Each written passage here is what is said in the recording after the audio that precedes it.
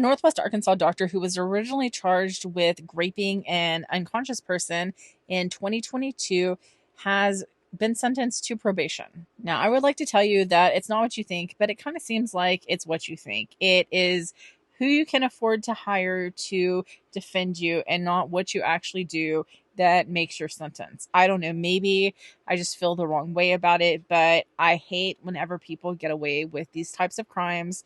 So, this is what happened. So on January 31st, 2022, a victim told police in Rogers, Arkansas that she had been raped while she was unconscious, and she had a video of that. She told police that the rape allegedly happened at the apartment of the suspect in the case, Rikhav Vasanwala, and I probably really messed that name up, but that's what I'm going with, Rikhav Vasanwala.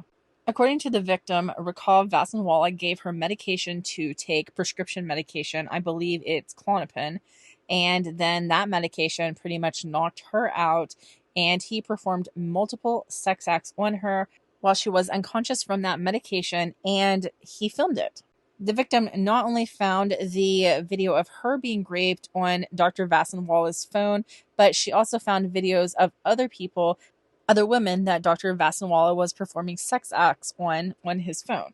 Now, the victim messaged the video of her being raped to herself, but then deleted Dr. Vasanwala's entire camera roll, and she told police that. According to police, in this video, you can see that Dr. Vasanwala is performing multiple sex acts on the victim, and the victim would stir a little bit, maybe open her eyes, and then would quickly fall back unconscious, and then he would continue. So Dr. Vasanwala was arrested and charged with rape and video voyeurism. Attorneys for Dr. Vasanwala argued that the memory card that was seized by Rogers Police Department should be covered by attorney-client privilege, and that because of that, the rape case should be dropped. The judge did say that he wasn't going to drop the rape case, but he dropped the video voyeurism from the charges. So the video voyeurism was the first to be dismissed. It was actually a KFSM article that said that the video voyeurism charge was dropped because the SIM card was covered under attorney-client privilege. That doesn't make any sense to me, but in looking at Court Connect and the information on there, it seems like maybe the video voyeurism charge was dropped. One, because according to the judge, the element of consent has to be proved by the state. So the burden would be on the state to prove that the victim didn't consent to being recorded, and the victim's passed out. It seems like that would be a given, but it also seemed like it had something to do with a speedy trial and it being the lesser of the charges, so that one was dismissed. The great charge was amended. I don't know what it was amended to, but then he ended up pleading guilty on April 1st to introducing a drug into another person's body, which I guess was what happened whenever he gave the victim the Klonopin. And for that, he was sentenced to 10 years probation. No prison time whatsoever.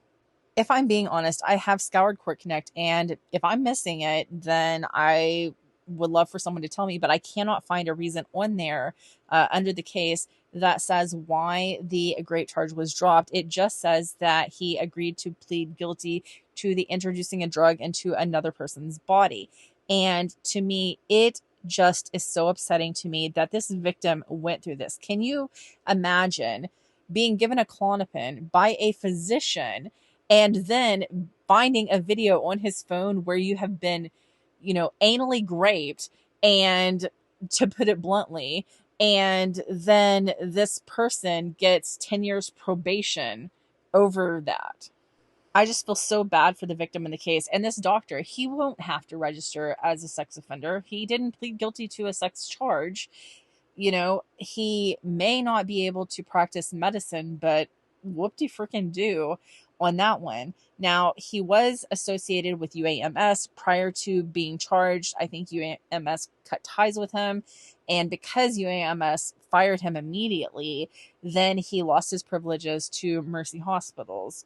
But I'm sure he'll find something to do. Obviously, he has money because he spent money on these attorneys that went to bat for him, obviously.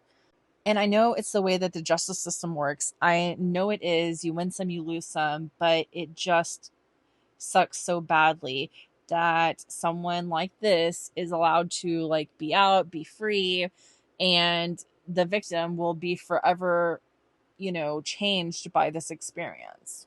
That's my opinion, and I'm sorry this video is very opinion heavy on that, but tell me what you think.